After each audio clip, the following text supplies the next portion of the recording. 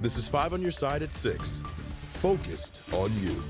Brace yourself for severe weather threats this weekend. Let's take a look at the radar. All of the showers and thunderstorms across the middle part of the country. Thank you for joining us. I'm Ann Allred. And I'm Mike Bush. Most of us missed the rain this evening, but that's going to change by tomorrow morning. Chief Meteorologist Scott Connell is timing out your weekend weather. Scott. You know, there will be a lot happening this weekend, but many of us have outdoor plans this weekend, and we're not going to see a washout. There will be dry time throughout the weekend, but there are some times when we need to be paying attention to what's going on. Right now, you're looking over at Worldwide Technology Raceway. Our weather cameras around St. Louis have been pretty quiet. Clouds have been on the increase. All of the rain has stayed well to our south and southwest, but we do have this unsettled weekend on the way. Friday is a weather alert day. That's tomorrow. Sunday will be another one.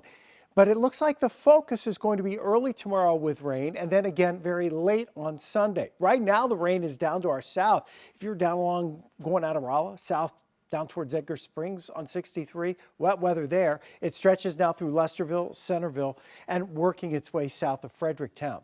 Our weather alert for tomorrow will be for morning showers and thunderstorms. It could complicate the morning rush hour. Some of those early storms may have a little bit of hail, but not widespread.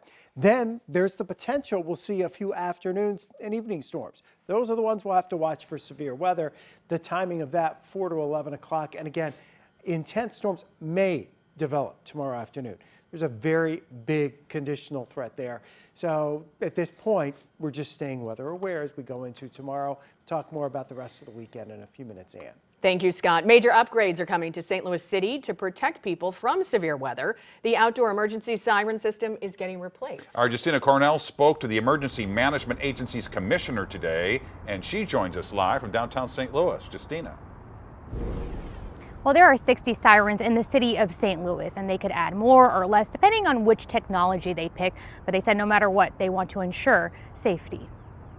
The goals are still the same. We want to warn people that are outside when severe weather is approaching. The goals remain, but change is needed. At least 2 decades. It's been roughly 24 years. That's when their last outdoor warning siren system was put in place for St. Louis City's Emergency Management Agency, known as SEMA. The agency's commissioner, Sarah Russell, said $3.9 million will be spent to replace it to get effective coverage. We do want to primarily make sure that we get those outside spaces, park spaces, places where people congregate. Several inconsistent tests alerted them. The diagnostic side of the system, we're not getting the type of responses that we would like, so it's hard for us to be able to remotely test and make an inquiry of a siren and get information back from it. So I'm looking and hoping that that's going to give us a lot more data on the new system. The agency also created PSAs in 6 additional languages. En caso de emergencia o catástrofe. The PSA is very brief. It's a 30-second spot. It gives a basic intro to SEMA, City Emergency Management Agency, letting everybody know that, we try to give you alerts and warnings so that you can make a decision for your own safety. And it directs people to sign up for alerts through Notify STL. The International Institute of St. Louis said this is a much-needed move. Just in the last 3 months alone, we've resettled more than 500 individuals who speak more than 40 languages. These sorts of things are signifiers to new arrivals and in terms of how welcoming the community can be. The more accessible information is, the more engaged people can become. Right now, the agency is looking for bids to make these changes, and this whole process will go until 2025. Reporting live, Justina Cornell, 5 on your side. Just into our newsroom, a City Justice Center correctional officer is now on leave after sending an inmate to the hospital with a head injury he received while handcuffed. This happened on Tuesday. A source familiar to the investigation is telling us the prisoner was combative and went to the floor before threatening to kill the officer. He hit his head while struggling with the officer to get up. Today, for the first time since the inception, members of the Detention Facility Oversight Board met with detainees at the City Justice Center to hear their concerns. 5 on your side's Holden Kerwicki spoke with members of that board right after the meeting, and he is live downtown. Holden? Well, and there are roughly 700 detainees that are currently housed at the City Justice Center, and members of that oversight board requested to speak with the leaders of the 5 units inside of the jail, but only one actually attended the meeting.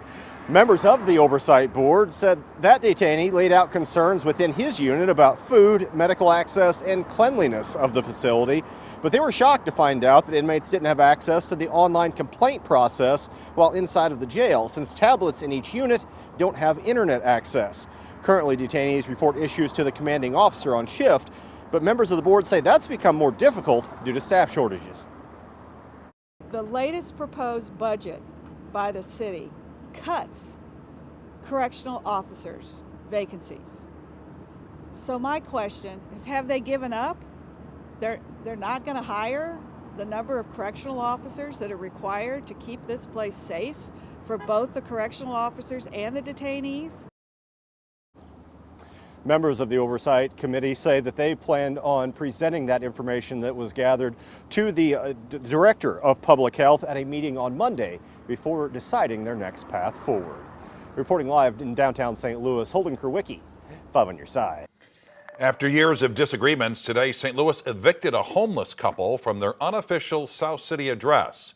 2 Spring Avenue homeowners sued the city in February to remove the increasingly unsanitary encampment from the front of their home. This is a photo of the makeshift tent at the corner of Spring and Chippewa. A city spokesperson tells us they tried to relocate the couple for 8 to 10 years, but were unsuccessful.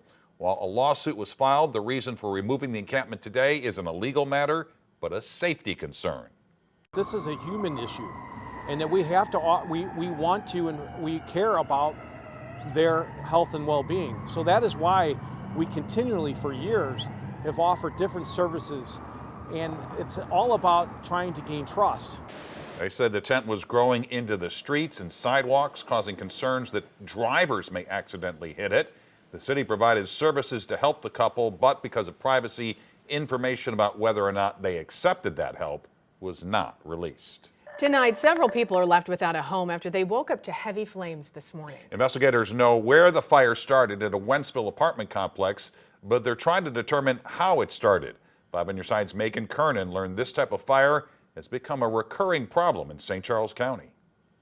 Fire, wake up. That's what nearly a dozen residents at Pineview Apartments in Wentzville were woken up to. You go to sleep last night thinking you're going to wake up tomorrow, the same routine, carry on about your day, just to be woken up in the middle of the night and everything's in flames. Waking up in terror.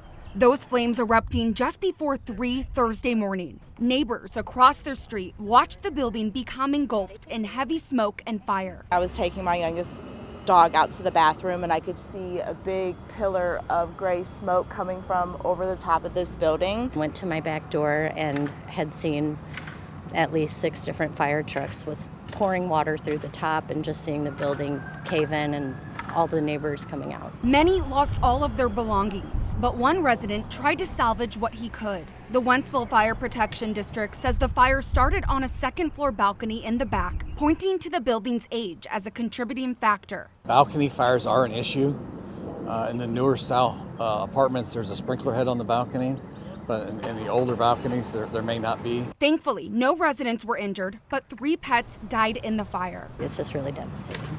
The Wentzville Fire Protection District says this is the second fire in 2 weeks in the area that started on the balcony. There was another fire last week at an apartment complex in O'Fallon on Apple Rock Drive, which a balcony fire left dozens of residents without a home. Fire Chief Stephen Mosier wants this to be a safety reminder for people when you're on your balcony grilling or having a cigarette. Just be very conscientious of what you're doing, and if you are have a candle or a cigarette or grilling, just don't leave it unattended. Reporting in Wentzville, Megan Kernan, 5 on your side.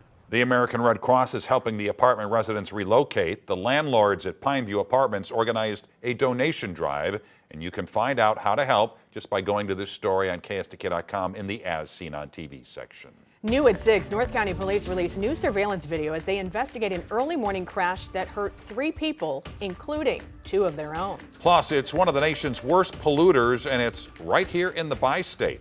The new regulations announced today forcing Ameren's power plant to make changes.